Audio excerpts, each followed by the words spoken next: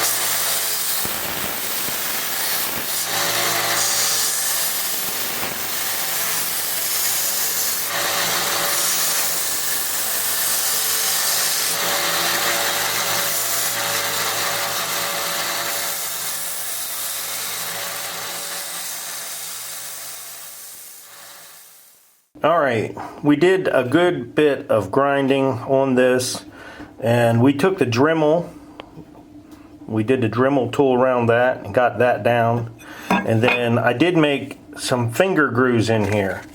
And the reason I did that is that big hump was on there and we didn't want the big hump on there, but it fits my fingers just perfect in the handle when I'm cutting. That'll be really nice. So we took the hump off and put some grooves in there for the fingers. And I think that worked out pretty well. That handle is pretty awesome.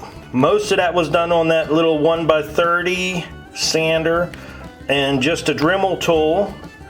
And then I took some very fine sandpaper and went over this here.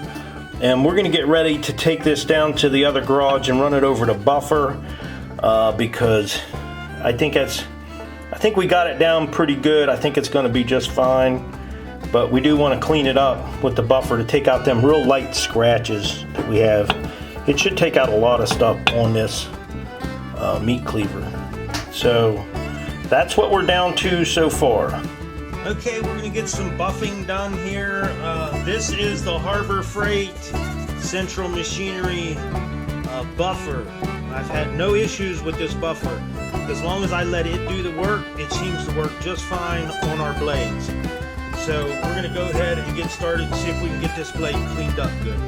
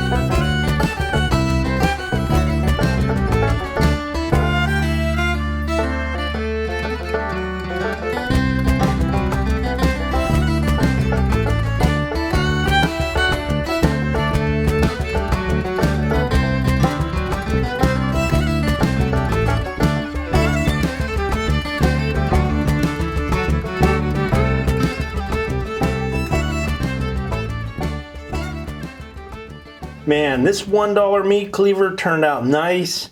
I really like it. It's a very comfortable weight. The weight of it is very nice. It's old, good steel. Check out the handle. We got that polished brass right there. We got some finger grooves in the handle. That handle, it's definitely a classic. I love the deer antler handle. It's really nice. The blade turned out pretty good. That blade was pretty rough, as you've seen in the other picture. You can still see the pits in it from the rust that was on it. But we got it cleaned up pretty good. I really do think it turned out awesome. And I like the antler. That's pretty cool. Now, if you notice the block of wood that it's laying on, that's a big round. I've been working on some rounds. That's black walnut. And I think we're going to make some bigger cutting boards. If you guys know, we made some cutting boards a while back.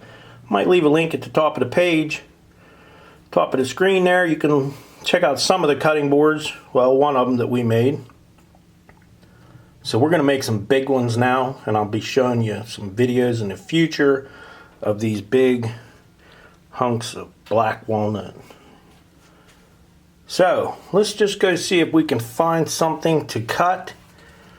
There got to be something. I got to have something up there somewhere. So let's go check it out and see what we can cut. All right, I found an apple. I think we'll give it a try and see what it does. Let's see. Just cut the apple in half. There you go. Man, that's pretty nice. This is definitely going to be a nice meat cleaver. This doesn't really show you just how sharp it is. Let's see. Let's cut some. Let's do this.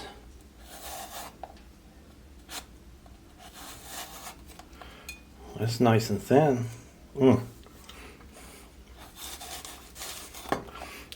This doesn't really do it any justice, but it is pretty sharp. I don't think it'll shave your arm, but I do think it'll do whatever we want.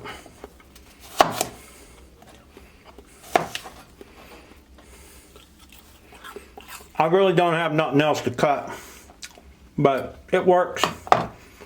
It's a meat cleaver, and it's going to be great. When we get these big rounds done, we'll be able to use it. I think it's going to work out really good. So, I would like to tell everybody, thanks for watching the video. Don't forget to subscribe. Leave me thumbs up, thumbs down, or a comment if you'd like. Till next time.